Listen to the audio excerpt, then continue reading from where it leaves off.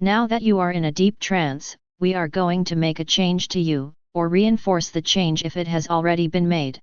The change is that when you use the activation phrase Activate add-on for Anthro Zeraora TF, the effects that are about to be described will become active. Additionally, the effects that are about to be described will become inactive when you use the deactivation phrase Deactivate add-on for Anthro Zeraora TF. Now the effects will be described. When you try to fall asleep with the effects of the trigger phrase I am an Anthro Zeraora or you are an Anthro Zeraora active, you will instantly fall asleep when you try to and then immediately start to dream. In these dreams you will be a normal Zeraora instead of an Anthro one. Also, the world that you experience in these dreams will be consistent, ensuring that no time passes and that nothing changes within it between when you wake up and when you next go to sleep. Also, when you do eventually wake up you will remember your time in the dream world fully, and find that the thought of it always makes you happy because being in it is always a pleasant experience overall, and that not being in it never causes you to feel any negative emotions. When you first enter this dream world you will be in a somewhat small single-story mansion. The mansion's long history of abandonment is made evident by its ruined condition. Most of its windows, as well as parts of its walls and ceilings, have been busted out, making it easy for nature to use its plants, grass, and moss to reclaim whatever it can. The mansion is located in the forest that populates the large plateau of a mountain, granting it a wonderful view of the surrounding land and making it very easy to locate once you know what you are looking for, but nearly impossible otherwise due to the plants that cover the outside of it. You are sitting on a moss-covered rock within the mansion, trying your best not to move your left shoulder. You wince as you accidentally do so, the pain being just enough to motivate you to not move it. You think back to how your shoulder was hurt when you saved a wild Pokémon from being crushed by a rock. You've saved so many Pokémon in the past that they all blur together a bit, making it hard to remember which one it is that you saved. However, you really don't care. The important thing is that you saved it.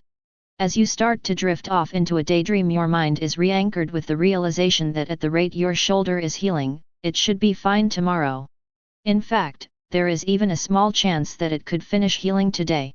The reason that you are healing so quickly is that the other wild Pokémon in the area have been helping you get healed.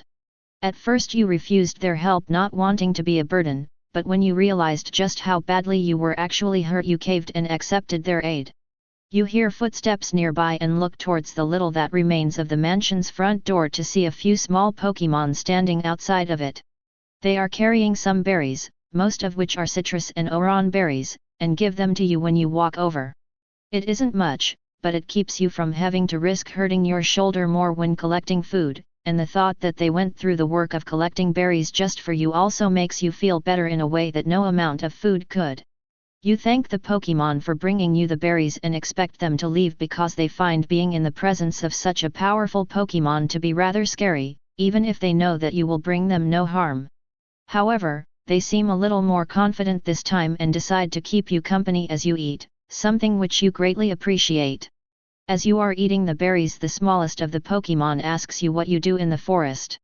You tell them that you don't really have any particular purpose that you feel called to do, but that you protect the other Pokémon in this area because you have always seen it as the right thing to do. The other Pokémon appears to be a little shocked by this and asks you if there are any good stories that you have from protecting other Pokémon. You sit back and start to try to think of a good one. It takes you a few minutes but something good eventually comes to mind. As you begin to tell the Pokémon the story you find that the experience comes back to you vividly, making it feel as if it is all happening again. You begin by describing how you were jumping from tree to tree in the mid-afternoon, it being your preferred way to get around, and you can't help but go on a short tangent about how there's nothing quite like the feeling of the wind in your fur and the branches below your paws, and how you can't wait to do it again once your shoulder heals. Catching yourself and getting back on topic, you explain that after a while you happen to look down through an opening in the forest's canopy and see a bunch of Pokémon gathered below. Your curiosity piqued, you stay on the branch that you landed on and watch the group, your movements being so quiet that not one of them suspects your presence. The group is mostly made of Scolopedes, Whirlipedes, and Venipedes, but there are a few other Pokémon there as well. You pause your storytelling for a minute to mention that you think that those Pokémon are part of a tribe of some sort, but that you haven't had a chance to stop by there and ask, or really even look around.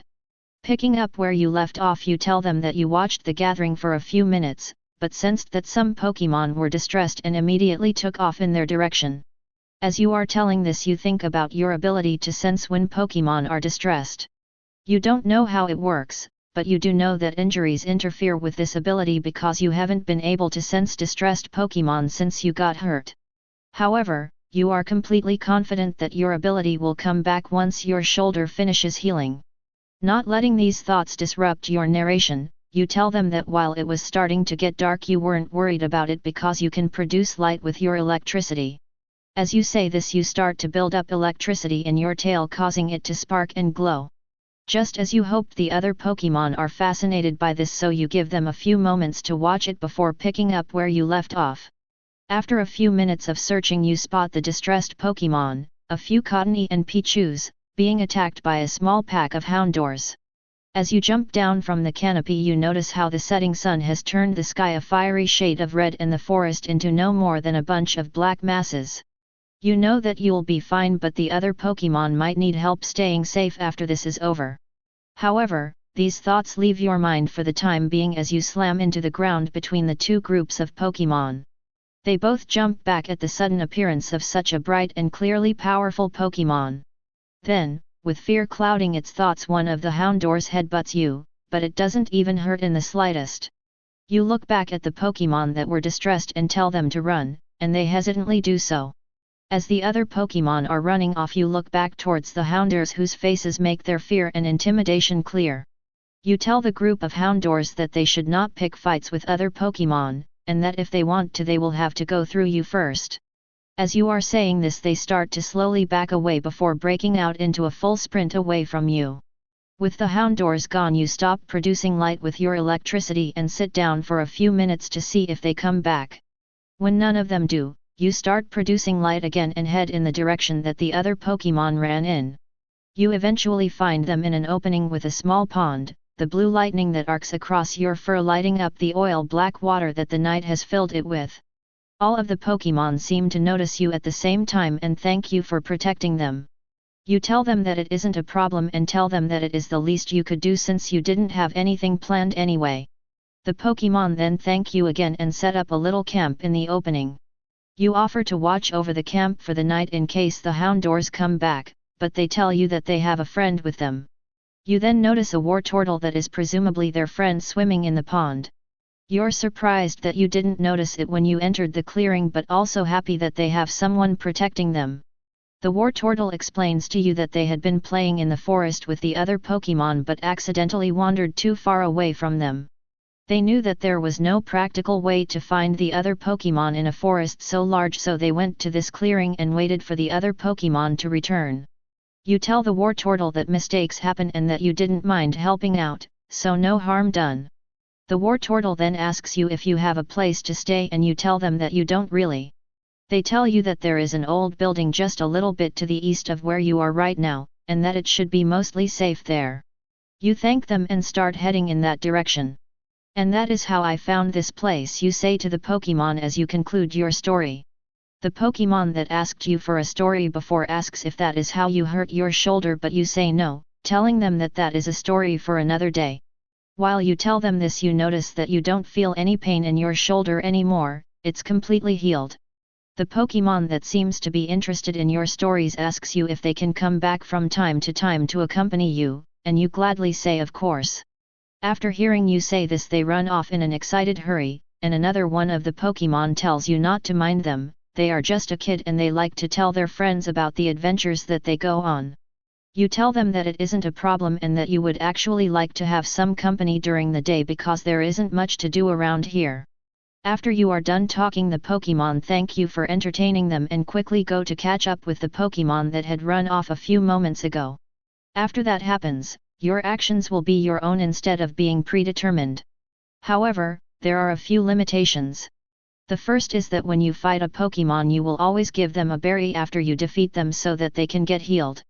Fortunately, you will always find an easily accessible berry conveniently located nearby when this happens. The second restraint is that if a Pokemon asks you for help with something, you will be unable to avoid happily helping them so long as what they want help with is good, or at least not bad. However, you will believe that this is simply a result of your desire to do good in the world. The last limitation is that you will not be able to resist the need to help the forest and all of those within it if a major negative event like a forest fire or an exceptionally intense thunderstorm occurs. Also, one last ability that you will have is that you will always intuitively know where the mansion is no matter where you are, although why this is for you to discover.